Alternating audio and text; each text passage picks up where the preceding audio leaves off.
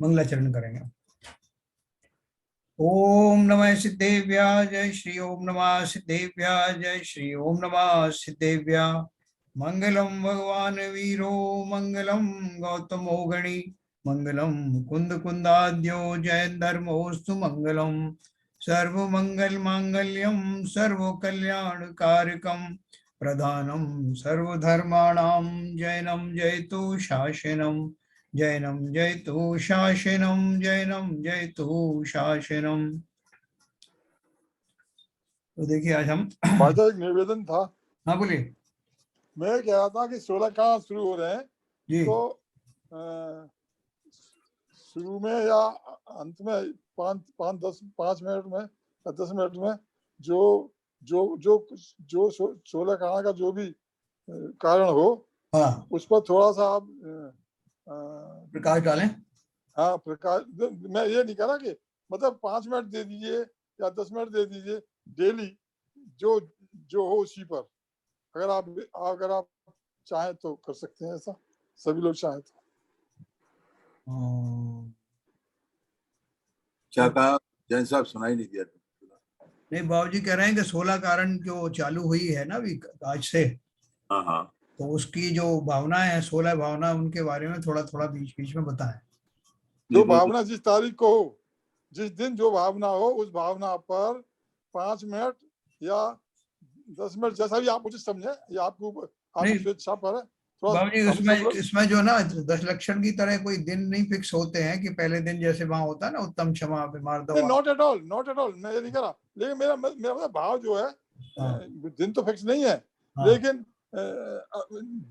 एक एक भावना को करेंगे तो वो टाइम भी कम लगेगा और भावनाओं को समझने में आसानी होगी। मेरा इसमें एक कहना है कि जैसे 12 भावना तो मैं जानता हूँ, जैसे प्रवचन में आपने विवेचना की है जैन धर्म जानिए के टाइम पे। 16 कारण में 16 भावनाएं, उसके बारे में मैं अनभिज्ञ हूँ। हाँ यही बोल रहे हैं बाबू जी। सुन तो लीजिए। मगर अभी जो कंसंट्रेशन होगा वो जिस भावना, 12 भावनाओं में से जिस भावना के ऊपर होगा वहां होगा। अगर वही भावना 16 कारण से मिलती जुलती है तो ठीक है, अगर वो इससे डिफरेंट है तो इंटरमिक्सिंग होके इतने कंफ्यूज हो जाएंगे, हमें कुछ समझ में नहीं आएगा। हाँ नहीं वो इनको बाद में कभी करेंगे अपन, अभी 1 महीने का टाइम है उसमें, तो ये अभी हो जाएंगी अपनी 12 भावना, तो भी 2-1 दिन में हो जाएंगी, 2-3 दिन। यस ठीक है, देख रहा हूँ जैसा उसी समझ में देख लेना। मेरा एक सजेशन था, आपकी समझ में आया तो ठीक है, बढ़िया है, हमें मालूम पड़ा। 16 कारण जो है पूजन है ना, पूजन और उसके अर्घ है, उनका अर्थ अपन बताएंगे तो उससे सब क्लियर हो जाएगा। ठीक है ना, जब समय उसमें आगे आएगा तो बताएंगे इसका। तो चलिए अपन बात कर रहे थे ज्ञानानंद नाम का ग्रंथ जो हमने शुरू किया है, और शुभ चंद्राचार्य जिसके रचयिता हैं, उन्हें 5 नंबर का दोहा हम आज पढ़ेंगे, 5, 6, 7, उसके बाद भावनाएं शुरू होंगी। मैं आपको स्क्रीन शेयर करता हूँ।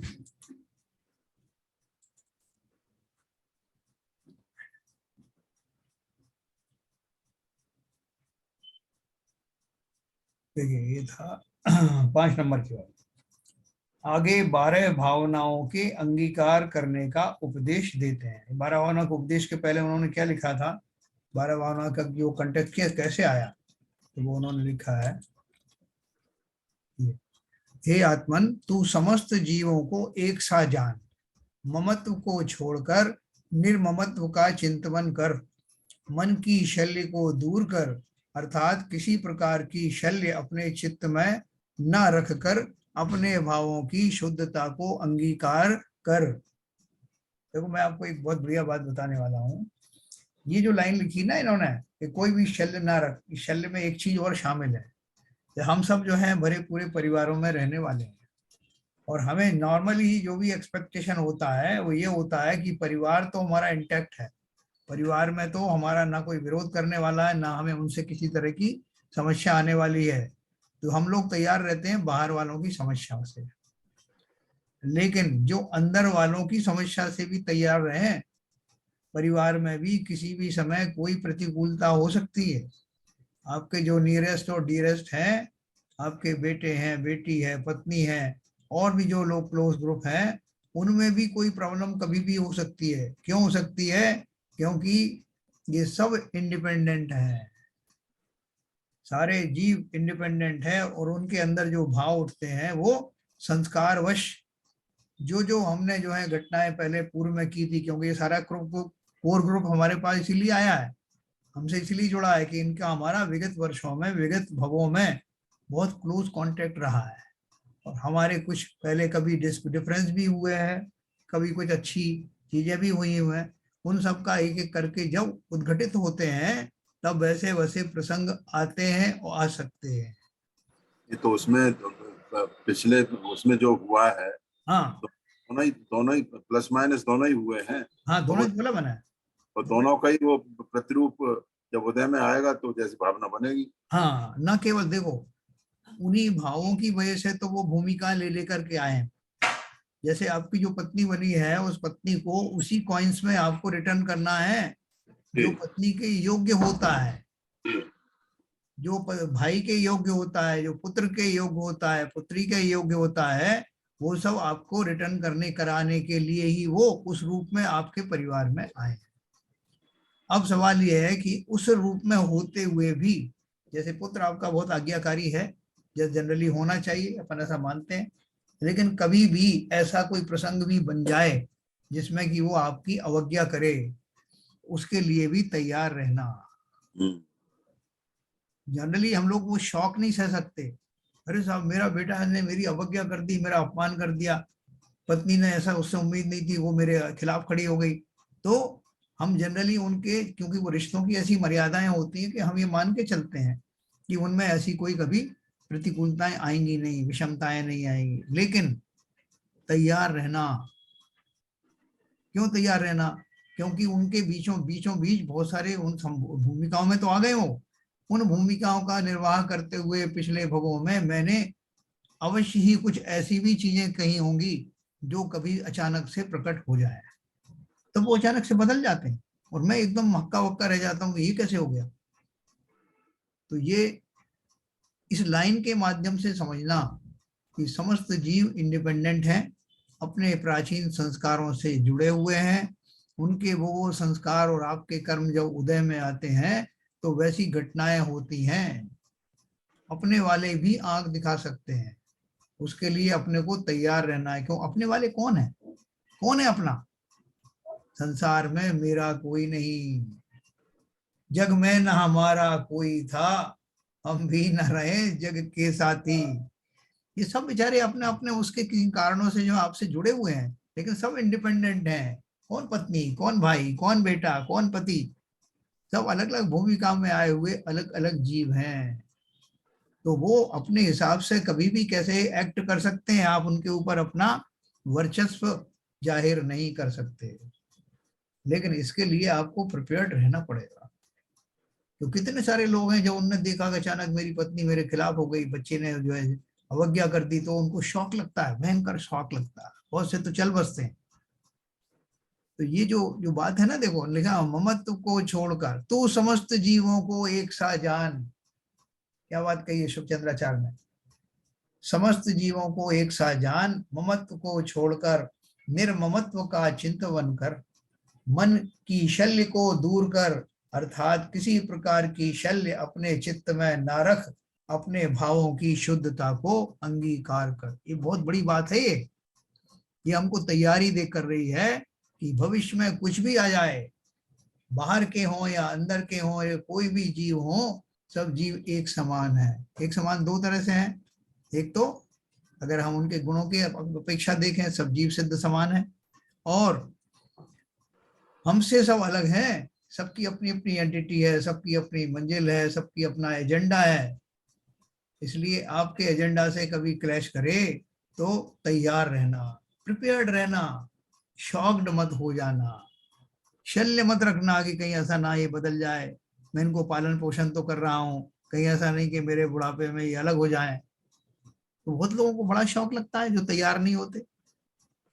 लेकिन ये जो बात है ये फैक्ट है, और ये 12 भावनाएं हमको बहुत अच्छे से इसका भान करा देती हैं कि कोई हमारा है नहीं ना। मैं अभी वही भावनाएं आपको पढ़ के सुनाऊंगा जिससे हमारा ये विश्वास और दृढ़ हो जाए कि संसार में हमारा, संबंधों की बात तो छोड़ो, एक कण भी मेरा नहीं है। संबंधों को अपन क्या दुहाई दें उनकी, उनका क्या दोष है। अगर ऐसा कभी मौका आ जाए तो मान ले, तैयार रहना और ये मान के चलना कि भैया ये तो संसार की व्यवस्थाएं हैं, ऐसी ही चलने वाली है ना। पॉलिटिक्स में अपन देखते हैं, राजनीति में कल कोई किसी का था, कल दूसरे का हो गया। उनकी आपस में जो दुश्मनी थी तो वो शत्रुता में बदल गई, शत्रु मित्र हो गए। ये सब चलता रहता है। इसी तरह परिवारों में भी होता है, और उनके कारण जो है वो तो ऐसे होते हैं जो आप विश्वास नहीं करते कि अरे ऐसा भी हो सकता है। बेटी आपसे अलग होकर चली जाएगी, बेटा आपसे अलग हो जाएगा, और भी जो आपके वो निकटस्थ लोग हैं वो घर में रहते हुए ही आपकी अवज्ञा करने लगेंगे। तो इसके लिए अगर हम तैयार हैं पहले से, तो हमें किसी तरह का शौक नहीं लगा, भैया ये तो दशाएं हैं, कब क्या घटित हो जाए, मेरे पुण्य का कब कोटा खत्म हो जाए। तो देखो आगे क्या लिखा उन्होंने, आगे 12 भावनाओं के अंगीकार करने का उपदेश करते हैं। ये 12 भावना खाली पढ़ने के लिए नहीं है कि अपन टाइम कम हुआ, कोई चीज में अपन वेट कर रहे हैं तो मेरी भावना पढ़ ली या 12 भावना पढ़ ली, उसके लिए नहीं। ये तो हृदयंगम करना है। ये हमें बैकग्राउंड में तैयारी के लिए ये 12 भावनाएं बताएं। तो क्या बोल रहे हैं, चिनु चित्ते भृशम भव्य भावना भाव शुद्धये याह सिद्धांत महातंत्रे देव देवई प्रतिष्ठता। हे भव्य, तू अपने भावों की शुद्धि के अर्थ अपने चित्त में 12 भावनाओं का चिंतन कर, जिन्हें देवादि देव श्री तीर्थंकर भगवान ने सिद्धांत के प्रबंध में प्रतिष्ठित की हैं। हाँ? ये भावनाएं कैसी हैं सो कहते हैं। इसमें जो जो बातें हैं वो सब सैद्धांतिक सही है, यानी किसी व्यक्ति विशेष को आप दोष नहीं दे सकते, अरे तुम बदल गए, तुम फलाना, कुछ नहीं। संसार का यही स्वरूप है। समाज में भी लोग वाग बदल जाते हैं, लोग वो कभी कुछ स्टैंड लेते हैं, कभी कुछ स्टैंड लेते हैं, तो अपन को बड़ा लगता है कि सब कोई जैसे अपने उसके ऊपर स्टैंड पे कायम ही नहीं। एक भी परिस्थिति संसार की नित्य नहीं रहती, अलग अलग वातावरण में अलग अलग चिंतन होता रहता है, इसलिए किसी को दोष मत देना। तो देखो क्या बताया, भावनाएं कैसी हैं। 6 नंबर, ताश्च संवेग वैराग्य यम प्रशम सिद्धये आलीनता मन है स्तंभे मुनिविर्मुक्तो भी मिच्छु भी।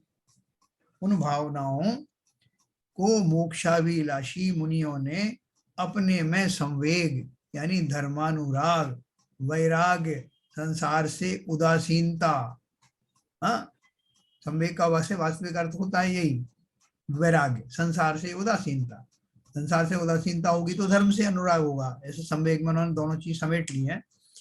मुनियों ने अपने संवेग, धर्मानुराग, वैराग्य, संसार से उदासीनता, यम यानी महाव्रतादि चारित्र और प्रशम की यानी कषायों के अभाव रूप शांत भावों की सिद्धि के लिए अपने चित्त रूपी स्तंभ में आलानित कहिए ठहराई व बांधी है ना। ये इनकी बात कर रहे हैं, भावनाओं की बात कर रहे हैं। मुनिगण निरंतर ही इनका चिंतन किया करते हैं। उन्होंने बताया कि क्यों करते हैं, क्योंकि उन्हें संसार से वैराग्य हो गया और धर्म से अनुराग हो गया, और अब वो महाव्रत आदि का पालन कर रहे हैं, कषायों से विमुक्त होकर के अपने परिणामों को शांत रखने पर आरूढ़ हो गए हैं, प्रयत्नशील हो गए। तो मुनिगण निरंतर ही इनका चिंतन किया करते हैं। तो अगर इनमें से एक भी हमको भी करना है तो हमारे पास भी यही ऑप्शन है 7वां नंबर का।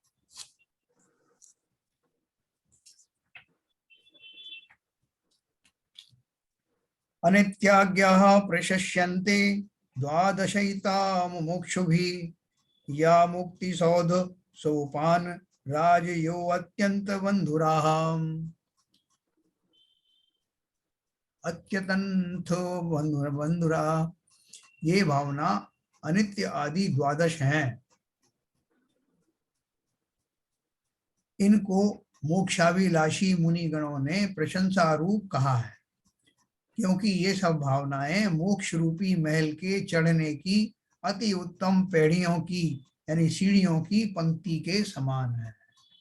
ये एक ऑर्डर में लिखा हुआ है, पर्टिकुलर ऑर्डर में, तो वैसे वैसे आदमी जो पढ़ता जाएगा तो उसको वैसे भाव उसके बनते चले जाएंगे, भावनाएं प्रज्वलित होती जाएंगी।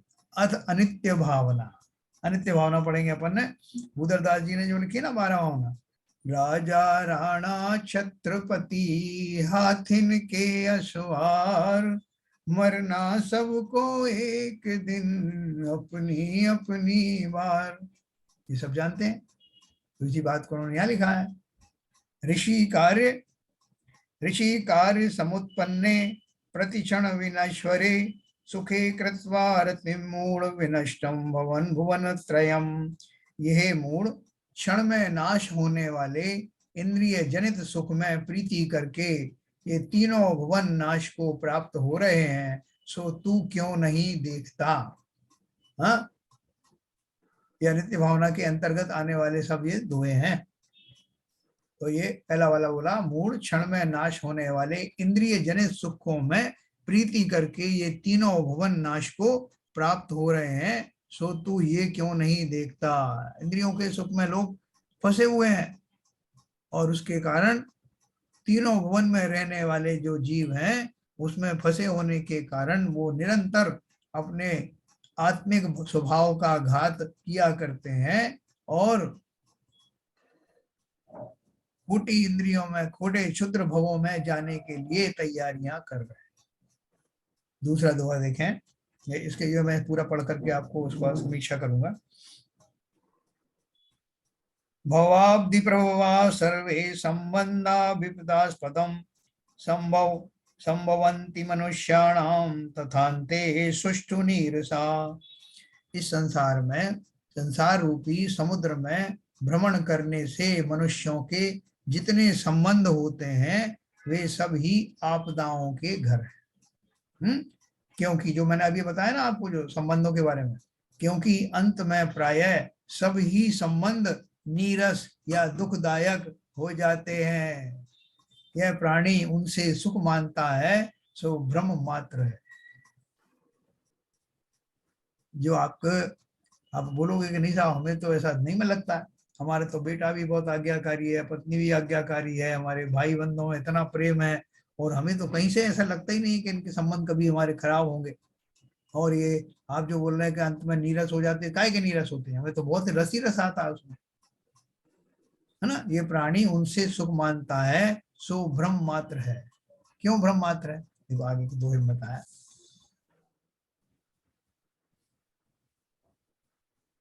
बपुर्विद्धि रुजा क्रांतम जरा क्रांतम च यौवनम, ऐश्वर्यम च विनाशांतम मरणांतम च जीवितम।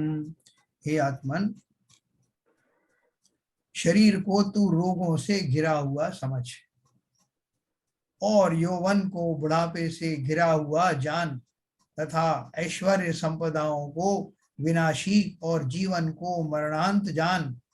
भावार्थ है ये सब पदार्थ प्रतिपक्ष सहित जानने। मैं अपने शरीर से करूं प्रेम पहले, तो अपने शरीर में ये सब आपदाएं भरी हुई हैं, कब मुझे रोग हो जाए और कब मेरा बुढ़ापा आ जाए, ऐसा बुढ़ापा आ जाए घनघोर कि मरने का तो कहीं टाइम आ ही नहीं रहा है, लेकिन शरीर दिन प्रतिदिन कृश हो रहा है। अब मुझसे उठते बैठते भी नहीं बनता, चलते फिरते बनता नहीं, भोजन स्वयं कर नहीं सकता, और तो और वॉशरूम में भी खुद अकेला नहीं जा सकता।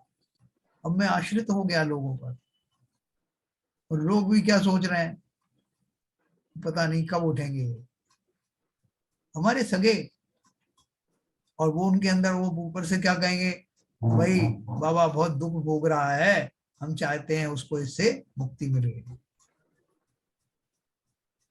अंदर से भाव क्या है कि कब ये जहां से उठ जाएं। तो आपको लगेगा कि मैंने इनके लिए क्या क्या नहीं किया, और ये पति पत्नी मेरे बेटे बहू दोनों बात कर रहे थे मेरे पीछे से कि पता नहीं ये कब जाएगा। तब आपके दुख की सीमा नहीं रहेगी। लेकिन आपकी बोले वचन भी चले गए, हाथ पैर हिलने बंद हो गए, सिवाय सुनने के और आंसू निकालने के कुछ करने लायक रहे नहीं। और हमारी इस दशा को झेलने के लिए जितने हमारे नाते रिश्तेदार हैं वो सब मनी मन यही दुआएं करते हैं कि कब जाएंगे श्रीमान। अब देखना ऐसे ही होता है। वो एक कहानी आई थी, ये कहानी का सच्चाई था कि वो परिवार में बहुत सारे थे सदस्य, बहुत सारे भाई थे। तो वो माँ बाप एक पर एक बेटे के पास रहते थे। अब उनकी बहुत ज्यादा क्रिटिकल दशा हो गई पिताजी की।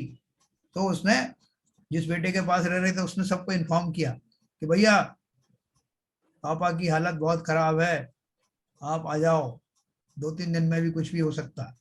तो सारा परिवार इकट्ठा हो गया, सब लोग आ गए।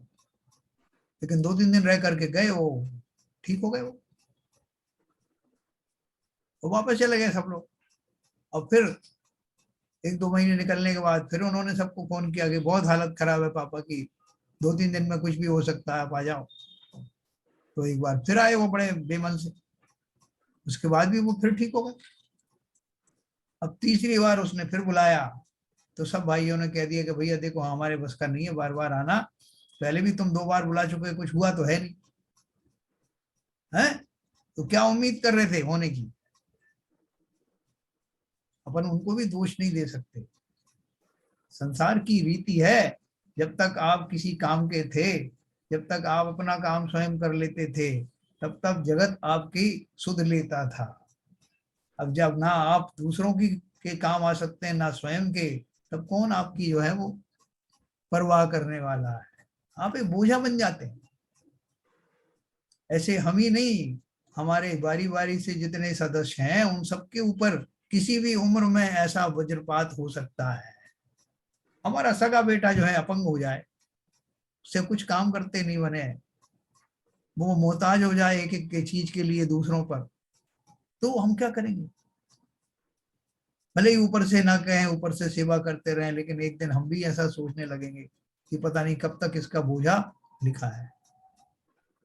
इस संसार के सभी प्राणियों पर घटित होने वाली चीजें हैं। कोई ऊपर ऊपर से कुछ भी सोचता हुआ दिखाई दे, लेकिन ये फैक्ट है। तो इसके लिए भी तैयार रहना। तभी उन्होंने कहा है आत्मन, शरीर को तू रोगों से घिरा हुआ समझ और यौवन को बुढ़ापे से घिरा हुआ जान, तथा ऐश्वर्य संपदाओं को विनाशी, है ना। तो जो बूढ़े बाबा के पास में करोड़ों रुपयों की संपत्ति थी, एक भी चेक साइन नहीं कर सकते, एक भी पैसा ट्रांसफर नहीं कर सकते, और बच्चे तो इसी उस चक्कर में है कि कब रवाना हो तो उनका अंगूठा भी लगवा लिया जाए पहले ही। जग की रीत है। कोई थोड़े ज्यादा स्वार्थी होते हैं, थोड़े कोई कम स्वार्थी होते हैं, लेकिन रीत तो यही है। वो पैसा रखा रहेगा तिजोरी में, आपने पुण्य से कमाया, पाप से कमाया, जो भी कमाया वो आपका पड़ा हुआ है तिजोरी में या बैंकों में, किस काम आया। सांसें, अपन को सांसों की चाह रहती है, और ऐसी अवस्था में तो सांसों की भी चाह नहीं रहती, लेकिन बिना चाहत के लोग जिए जा रहे हैं, है ना। उसमें था ना वो रजा मुराद का डायलॉग था, मरने की आरजू में जिए जा रहा हूं मैं, जीने की आरजू में मरे जा रहे हैं लोग, मरने की आरजू में जिए जा रहा हूं मैं।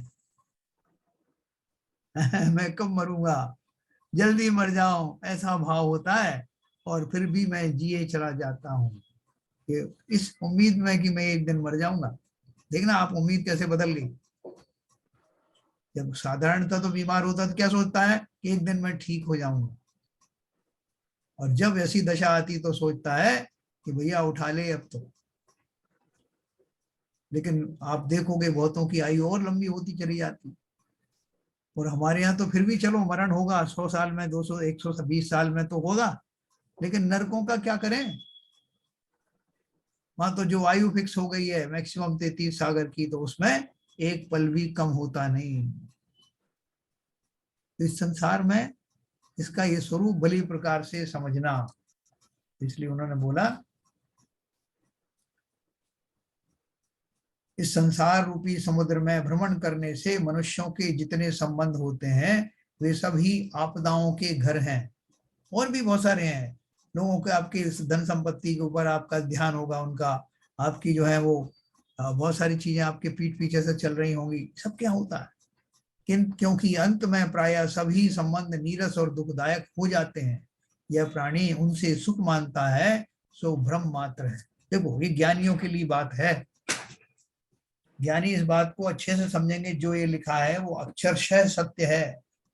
लेकिन अज्ञानी इसको नहीं मानेंगे। जिनके जो अभी सुखी है परिवार में, वो बोलेंगे साहब ये तो दुखी परिवार वालों के लिए लिखा गया है। हम तो कितने सुखी हैं, हमारी तो एक आवाज पे सारे भाई इकट्ठे हो जाते हैं, सारे बच्चे इकट्ठे हो जाते हैं। अब क्या बात कर रहे हो। लेकिन ये सारे संबंध कब बिगड़ जाते हैं, कब किसके ऊपर में संकट आ जाता है, कौन किससे उम्मीद करता है, कौन किसकी उम्मीद पूरी नहीं होती, ये सब संसार में परिवारों में भी चलता है। तो देखो एक समय बहुत सारे परिवारों में ऐसा आता है कि जो स्वस्थ हैं वो तो गुजर जाते हैं, और जो अस्वस्थ हैं और बहुत बूढ़े हैं वो उनका आयु चलती रहती है। लेकिन ऐसी दीर्घायु से भी कोई लाभ नहीं जब आप जिंदा, शरीर जिंदा रहते हुए भी मृत जैसे हो जाते हैं। तो इन्होंने इसलिए है, हे आत्मन शरीर को तू रोगों से घिरा हुआ समझ, ये सब पदार्थ प्रतिपक्ष सहित जानना। हर एक पदार्थ में जब अच्छे की कामना कर रहे हो तो ये ध्यान रखना कि ये कभी भी नेगेटिव हो सकते हैं, कभी भी आपके लिए दुख के कारण हो सकते हैं। कौन बोलते भगवान अब तो उठा ले, क्यों अभी कुछ दिन पहले तो कामना कर रहे थे और लोग बोल रहे थे हैप्पी बर्थडे टू यू, और आप दिन में क्या है जियो जियो 1000 वर्ष दिन के, हाँ क्या तुम जियो हजारों साल, साल के दिन हो, क्या क्या क्या है? और उसमें हम बड़े प्रसन्न होते हैं कि हमें इतना दीर्घायु बनाने के लिए लोग आमादा हैं, और मैं भी यही चाहता हूँ। और जब ये स्थिति आती तब हम कब चले जाएं, जल्दी चले जाएं, भगवान हमारी जब जल्दी उठा लें। हमारे साथ वो सब भी कामनाएं करते हैं जिन्होंने हमारे 1000 साल जीने की कामना की थी, वो भी करते हैं भैया भगवान इन पे दया करो, करुणा करो, इनको उठा लो। तो इसलिए उन्होंने लिखा ये सब पदार्थ प्रतिपक्ष सहित जानने। अगला दोहा है,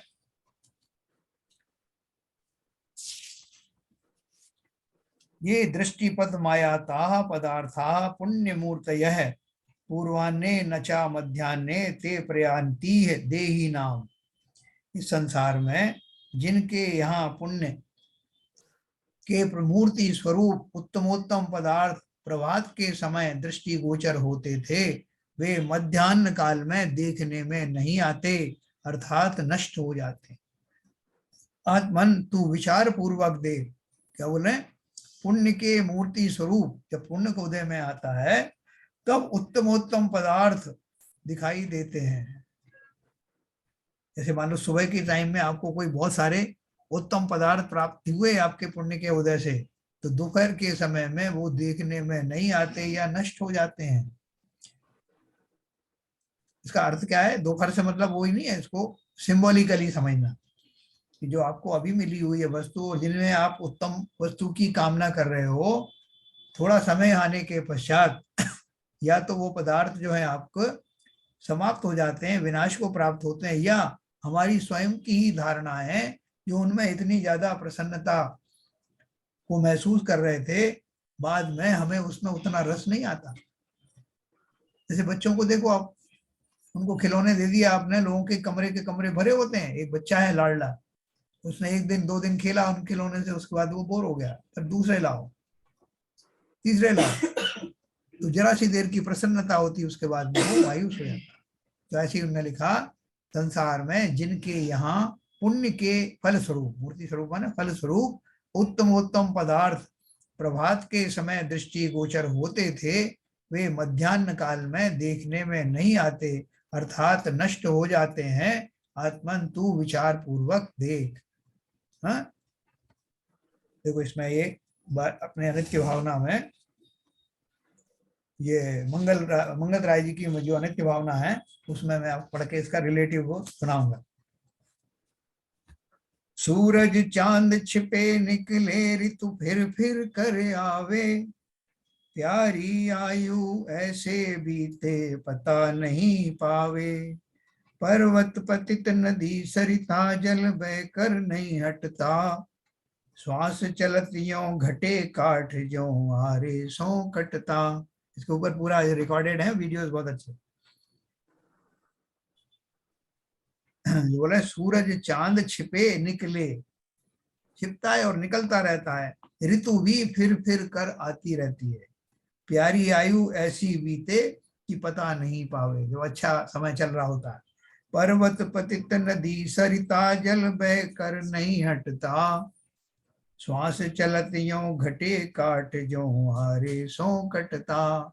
जैसे पर्वत और नदी से जल बह करके फिर वापस नहीं आता, और सांस जो है वो यानी आयुष्य दिन पर दिन ऐसे चला जाता है जैसे कि लकड़ी धीरे धीरे आरे से काटी जा रही हो। ओस बूंद जो गले धूप में वांजलु पानी, छिन छिन यौवन छीन होत है क्या समझे प्राणी, इंद्रजाल आकाश नगर सम जग संपत्ति सारी, अथिर रूप संसार विचारो सब नर अरु नारी। ये भावना है मंगत राय जी की, और इसको बहुत अच्छे से रिकॉर्डिंग भी है। ये जो अपन ने अभी पढ़ा उसका ये सारांश था कि संसार में सब कुछ अनित्य है। नित्य क्या है? कोई बताइए जरा, इसमें नित्य क्या है? कुछ भी है नित्य? अपन बोल रहे हैं संसार में सब अनित्य, तो कुछ तो नित्य होगा जिसके अराउंड ये संसार चल रहा है। बोलो भाई, हल्के जान साहब। आत्मा नित्य है। आत्मा नित्य है ना? और बाकी के सारे द्रव्य भी नित्य हैं कि नहीं है? नित्य मतलब उनका परिवर्तन हो रहा है। यानी पदार्थ तो जितने हैं उतने ही हैं, लेकिन वो जिस रूप में है वो रूप बदलते रहते हैं। रूप बदल। इस अपेक्षा से कुछ भी संसार में स्थायी नहीं है। जब वो द्रव्य ही बदलते रहते हैं तो आप हम में से कोई आदमी बदल जाए तो अपन उसको बड़ा बुरा मानते हैं, साहब ये बदल गया साहब, कल तो ये कुछ कह रहे थे आज कुछ कह रहे थे। हम बहुत बुरा मानते इस चीज का, साहब पल पल में बदल जाते हैं, इनका कोई भरोसा नहीं। लेकिन जिस तरह से ये द्रव्य बदलते हैं इसी तरह लोगों के भाव भी बदलते हैं। कुछ के भाव बहुत जल्दी जल्दी बदलते हैं, उनमें बड़ी चंचलताएं होती हैं, पूर्व संस्कार ऐसे होते हैं। कुछ जो है अपने उसके ऊपर में स्थिर रहते हैं। हमें तो वो स्थिरता भावों की लानी है, और कौन सी वाली लानी है? जो स्वभाव में स्थापित करे। इसकी चर्चा अपन धीरे धीरे वहीं आ रहे हैं। तो अभी तो हमारा इतना मोह इस संसार में है, संसार के रिश्ते नातों में है, संसार के धन दौलत आदि में है, यौवन आदि में है, उससे कैसे छूटा जाए? उन भावों के प्रति, उन अवस्थाओं के प्रति विरक्ति कैसे आए, उसके लिए इन्होंने ये सब रचनाएं की हैं। और ये फैक्ट हमारे सामने दिखाए, ये आईना दिखाया है। जिस संसार के लिए तुम मरे जा रहे हो, उस संसार की एक भी वस्तु तो स्थायी है नहीं। किसके लिए मरे जा रहे हो? रामचंद्र जी को सीता की प्राप्ति हुई, आज है क्या सीता? आज है क्या राम?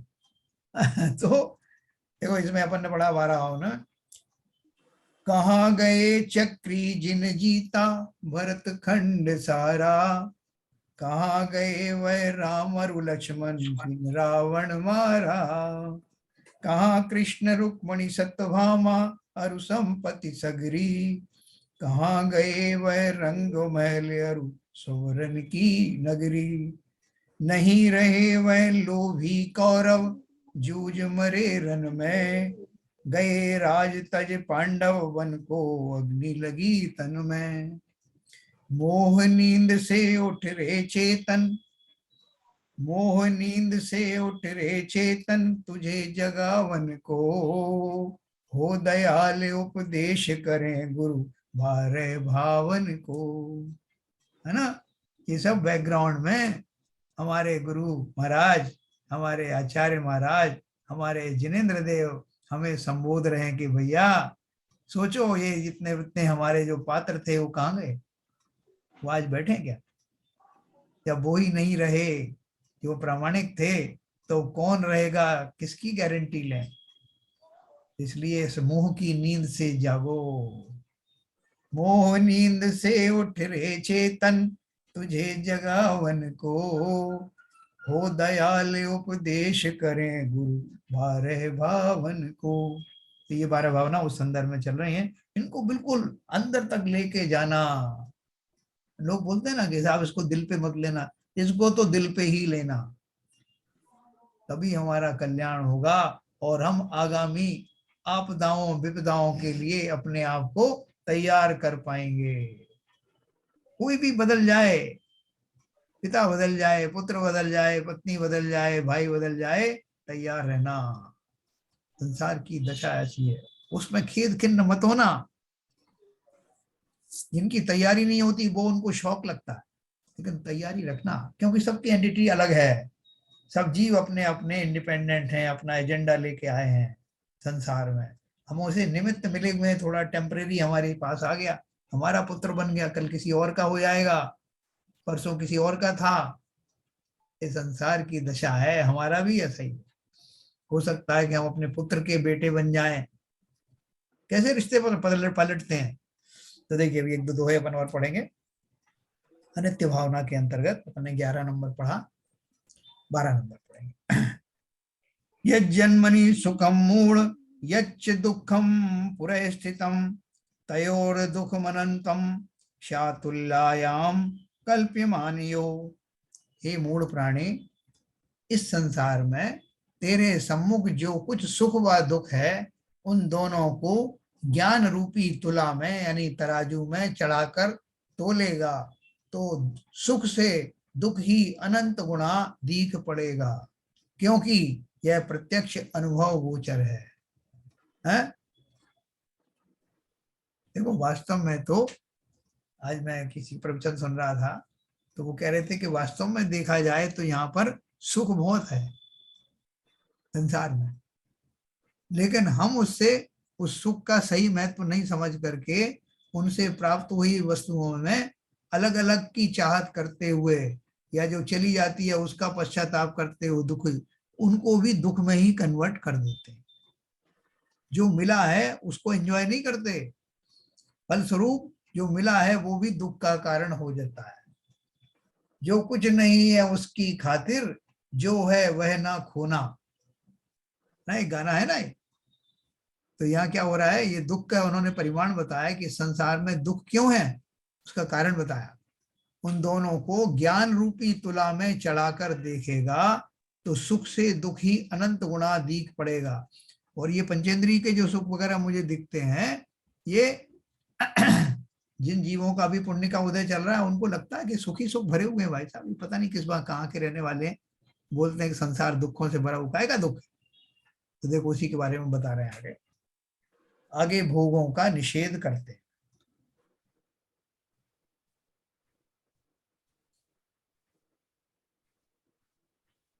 भोगा भुजंग भोगाभा, सद्य प्राणापहारिणः, सेव्यमानाः प्रजायन्ते संसारे त्रिदशैरपि।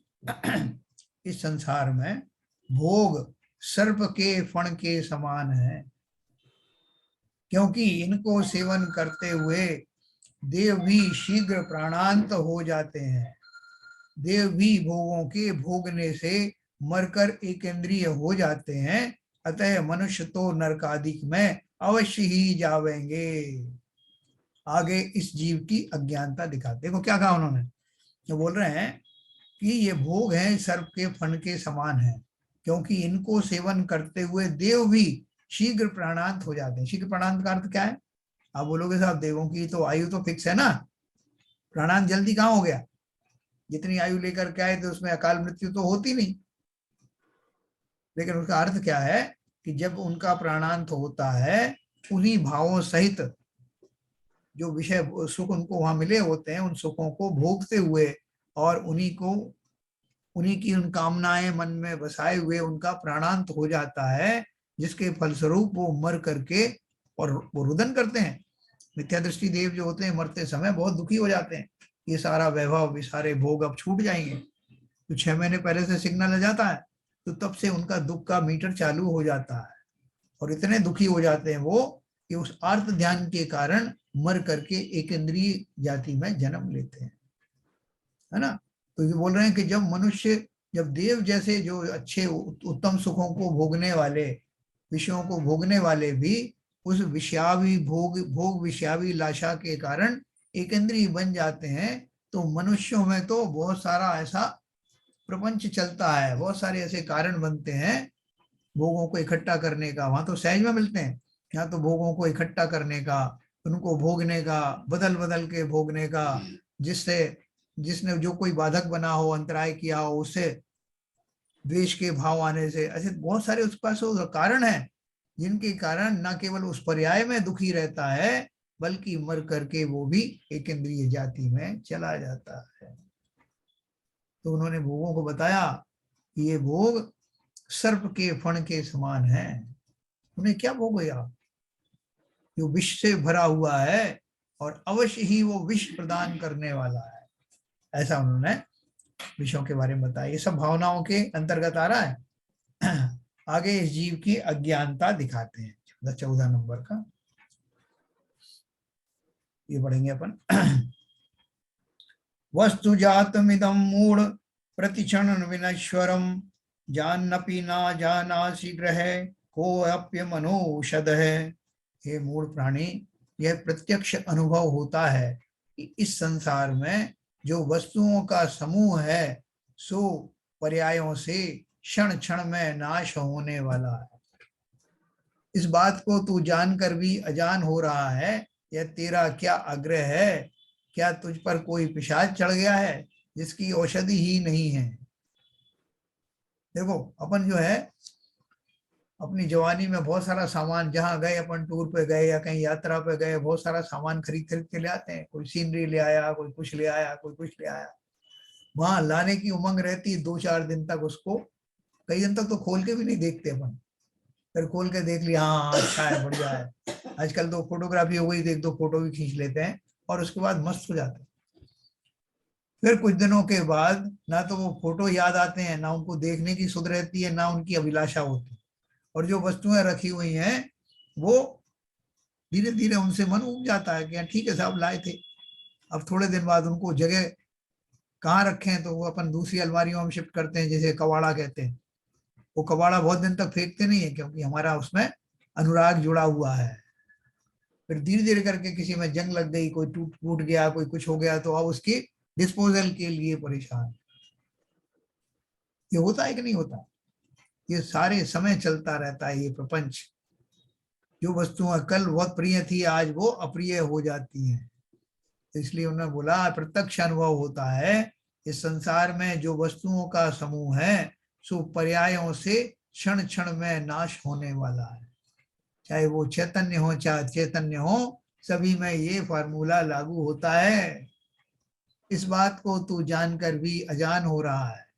वस्तुओं को फिर कोई देखता ही नहीं है, क्या लाए थे, कहाँ से लाए थे। तो किसी की मेमोरी अच्छी हुई तो वो ध्यान करता, अरे वो याद करो वो 10 साल पहले ये चीज यहाँ से लाए थे अपन, वो है। कोई देखता भी नहीं। और तो और हमारी ही जो चेहरे का जो आकार प्रकार निरंतर बदल रहा है, एक खास उम्र आने के बाद में दर्पण के सामने जाने की हिम्मत नहीं होती। भाई साहब क्या देखें, 2 झुर्रियां कल थी, अब 4 हो गई होंगी। बार बार देख करके और तकलीफ होती है, इसलिए हमने दर्पण देखना ही छोड़ दिया है ना। उसमें तो लिखा है गाने में, दर्पण तुम्हें जब डराने लगे, है बुढ़ा क्या जवानी भी दामन छुड़ाने लगे, तब तुम मेरे पास आना। ये तो गाने की बात है, अभी कोई कहेगा कैसा? अब तो ये कहेंगे जब तुम्हारी जवानी छूट जाए, तुम्हारा चेहरा विकराल हो जाए, तब मेरे पास दूर दूर तक मत आना, है ना। हम किसकी बात कर रहे हैं? अचेतन चेतन कोई भी तो वस्तु ऐसी नहीं जिसकी पर्याय बदल नहीं रही हो और निरंतर जो क्षय को प्राप्त नहीं हो रही हो। इस बात को तू जानकर भी अजान हो रहा है, यह तेरा हठाग्रह है। क्या तुझ पर कोई पिशाच चढ़ गया है जिसकी औषधि ही नहीं है? आगे अन्य प्रकार से कहते हैं, मैं एक क्लास पढ़ूंगा फिर अपन बात करेंगे। क्षणिकत्वं वदन्ति आर्या घटी घातेन भूभृताम क्रियात्मानं क्रियात्मात्मनं नहे श्रेयो गतेयम नागमश्यति। इस लोक में राजाओं के यहाँ जो घड़ी का घंटा बजता है और शब्द करता है सो सबके क्षणिकपन को प्रकट करता है। अर्थात जगत को मानो पुकार पुकार कर कहता है कि हे जगत के जीवो, जो कुछ अपना कल्याण करना चाहते हो सो शीघ्र ही कर डालो, नहीं तो पछताओगे। क्योंकि यह घड़ी बीत गई, वह किसी प्रकार भी पुनर्वार लौटकर नहीं आएगी। इसी प्रकार अगली घड़ी भी जो व्यर्थ ही खो देंगे तो वह भी गई हुई नहीं लौटेगी।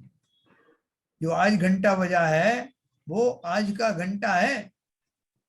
8 बजे का घंटा बजा तो साहब कौन सी तारीख का था वो, कौन से साल का था, कौन से युग का था वो घंटा, वो वापस आएगा क्या? 8 तो कल भी बजेगा, परसों भी बजेगा, लेकिन आज का घंटा नहीं होगा वो। कल क्या होगा, कल की कल देखा जाएगा। तो चलिए मैं आपको भी शेयरिंग समाप्त करता हूं। तो ये सब सेल्फ एक्सप्लेनेटरी था, इसमें कुछ नई चीज थी क्या? ये अच्छा विवेचन है जी। बारह भावना रोज सुनते हैं, हाँ मतलब टीवी में उसमें लगा देते हैं यूट्यूब पर, लेकिन जितना अच्छे तरीके से आज समझा है वास्तव में। और जो शुरू में आपने शल्य की बात कही, हाँ। ये शल्य तो इतनी जबरदस्त है कि हम लोग मतलब जब अपने बच्चों से जो एक्सपेक्टेशन करते हैं और वो थोड़ा सा भी उसमें वो हो जाता है हाँ, तो हम नाराज हो जाते हैं। थोड़ी सी ऊंच नीच हो जाती, क्योंकि हमने वैसे रिश्ते मान के रखे हैं।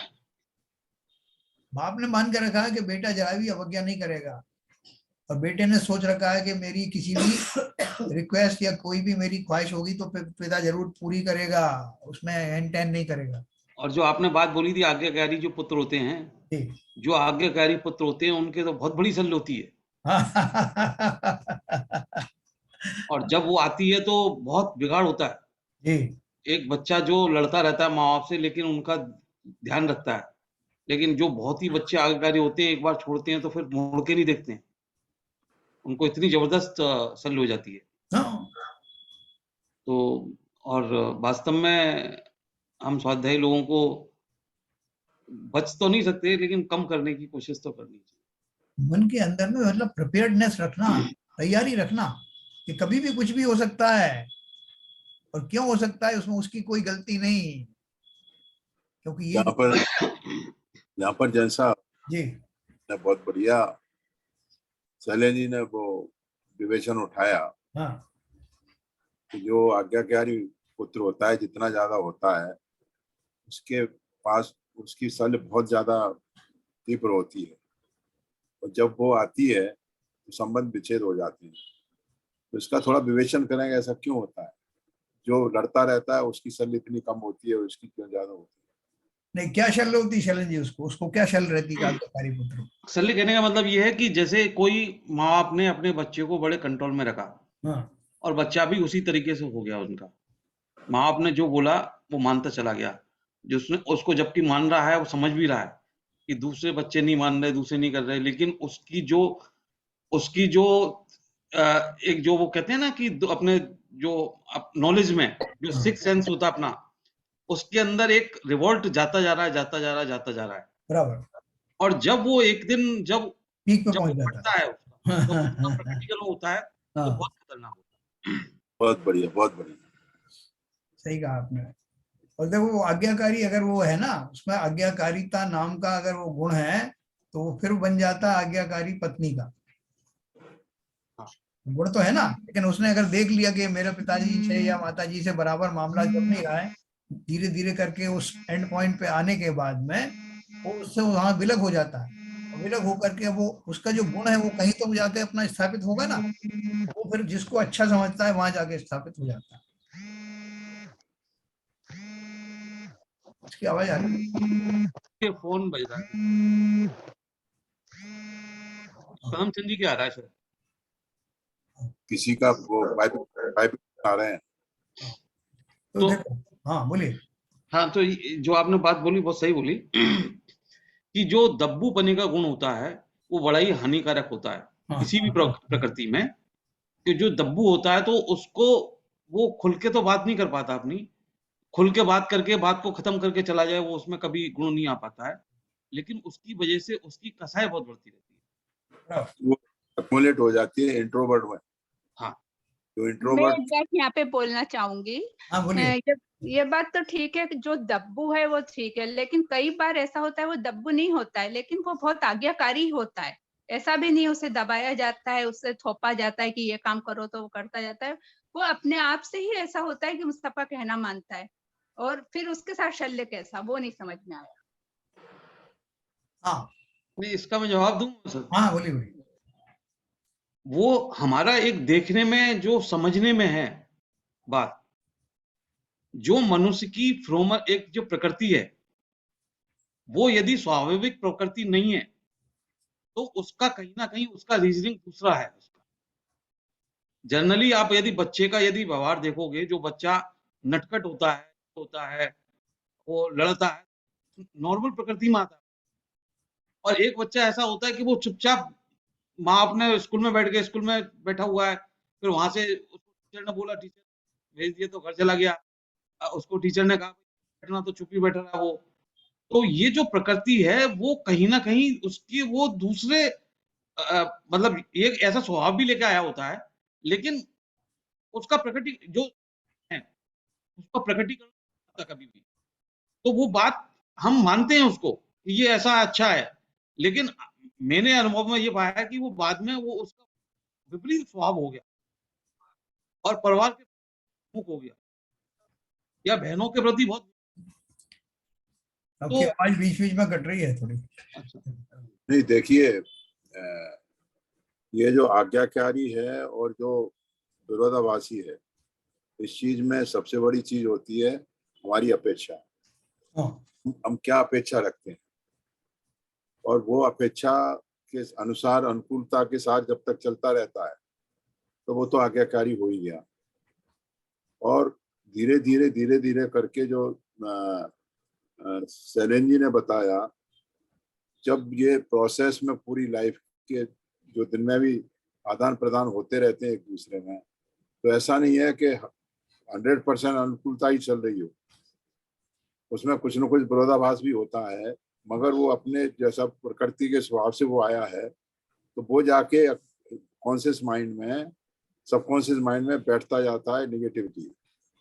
और वो निगेटिविटी जो उन्होंने एक्सप्लेन की अभी, वो जाके जब कोई चीज ऐसी आती है जो उसको अनुकूल नहीं है, तब जब उसका वो गुबार निकलता है, जो हम बोलते हैं ना कि आज ये गुबार निकाल रहा है अपना, तब विस्फोटक होता है। जो मेरा मतलब विवेचन है इस तरह से। देखो इसमें क्या है, शल्य का जो अर्थ आपने नीरजा जी पूछा है, शल्य इसमें दोनों तरफ से ऐसी होती है कि वो जो बेटा है जिसने इस बात को गांठ बांध ली है कि मुझे हर हाल में आज्ञा माननी है पिता की या माता की, तो वो जब भी कोई घटना घटित होती है तो वो घटना को तोलता तो है अवश्य, लेकिन उसके मन में एक शल्य लगी है हमेशा कि मुझे हर हाल में आज्ञा माननी है। वो मानने का जो भाव है तो वो एक शल्य के रूप में ही बना रहता है कि कुछ भी होगी, ऊंच नीच होगी, कुछ भी हो, मुझे उसमें सवाल जवाब नहीं करना। वो प्रसंग को समझता है विवेक पूर्वक, लेकिन वहां उसको चूंकि उसने अपना धारण कर लिया है कि मुझे इसकी आज्ञा उनकी माननी है, ये शल्य उसको बनी रहती है, नंबर 1। उसी तरह से जो पिता है या माँ है, उनके मन में हमेशा ये लगा रहता है कि मेरा बेटा हमेशा आज्ञाकारी बना रहे, ये उनको एक तरह की ये शल्य बनी रहती है। और जब उनकी शल्य का जो है वो दूसरा रूप सामने आता है, जैसे बेटा जब शादी के बाद पराया हो जाए, उनकी आज्ञा उतनी नहीं चलती अब जो है, जबकि और पत्नी आई है नई नई, उसकी ज्यादा उसकी चलने लग गई। तो ये जो उनकी जो शल्य है वो बदलती रहती है, लेकिन शल्य तो यही है कि दोनों ही चाहते हैं कि जिस रूप में वो आज हैं वो दशा बदल ना जाए, इसका नाम शल्य है। नहीं साहब, ये आपने बाप बेटे की बात तो एक बहुत ही नजदीकी समझ लिया। हाँ आज कोई भी ये कहता है कि साहब फलाने महाराज ने ये बात कही है, मैं तो उसी को मानूंगा। हाँ मगर मगर अपना जनागम कहता है कि उसमें अब विवेक लगा के मानिए इस बात को। हर चीज को बिल्कुल विवेक लगाओ, कौन से संदर्भ में कौन सी बात कही। यस, मैं एक बात और कहना चाहता हूँ मैं सीधी आंसर एक मिनट तो उसको विवेक लगा के स्वीकार कीजिए। तो अब उन्होंने कह दिया, वो गलत भी है, ऐसा तो नहीं है गलत नहीं होगी, फिर भी आप कहते जा रहे हैं नहीं उन्होंने कहा मैं तो उसको मैं तो वही करूंगा चाहे भले ही गलत हो। तो ये कौन सा शल्य हो गया? हाँ बोलिए। मैं ये कह रहा था कि जैसे आप जो प्रकृति हमारी जो है, यदि हम सबको सुखी करने जाएंगे तो हम सबसे बड़े दुखी हो जाएंगे।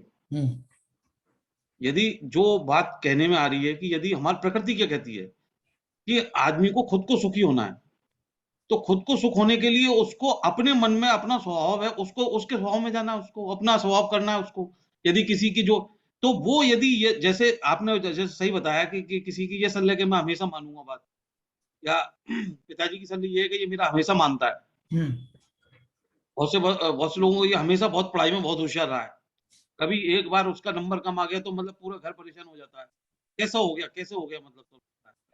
तो ये जो बात मैं कहने की कोशिश कर रहा था कि हम लोग सबको सुखी करना चाहें, सबको हम सुख देना चाहें, सबकी बात मानना चाहें, तो हम सबसे ज्यादा दुखी हो जाएंगे, क्योंकि हमारा विवेक कहाँ है उसमें। हाँ, सबकी बात मानी नहीं जा सकती। अगर आप जो उसके वस्तु के स्वरूप में जाएंगे तो सबकी बात मानने पर वो आपका वो खंडित हो जाएगा, आप कुछ नहीं कर पाए। और ऐसा संबंध कहीं नहीं है जहाँ सभी लोग परफेक्ट हैं। बिल्कुल कोई नहीं परफेक्ट है साहब, सभी लोग क्या, कोई परफेक्ट ही नहीं है, असली रूप तो ये है। नहीं, मैं एक व्यवहारिक रूप से, जैसे माँ बाप बहुत ज्यादा परफेक्ट हैं, सब बात सिस्टम से करते हैं, सब बात का ध्यान रखते हैं, लेकिन कहीं ना कहीं उनमें भी कहीं ना कहीं कुछ विशेष चेंजेस होते हैं। हाँ, वो उस समय कौन आदमी कैसा निर्णय लेता है, वो टेम्परेरीली क्या उसकी मनोदशा होती है उसके अनुसार लिए जाते हैं, और मनोदशा बदलते ही वो निर्णय भी बदल जाते हैं। ये परिस्थितियों के अनुसार मनोदशा बदलती है। एनीवे, ये अच्छा टॉपिक है अपना, ये और काफी चलेगा आगे, क्योंकि 12 भावनाओं का संदर्भ है। मुख्य रूप से बात इतनी ही है कि क्षण क्षण में बदलने वाली स्थितियों, परिस्थितियों, पदार्थों की पर्याय, उनमें क्या मोहित होना, उनसे बचना, और ये मान के चलना कि स्वभाव से ये सब परिवर्तनशील हैं, इसलिए अपने आप को तैयार रखना। कल अपन इसी की चर्चा और आगे करेंगे, बहुत आनंद आएगा। चलिए साहब, जिनवाणी स्तुति करें।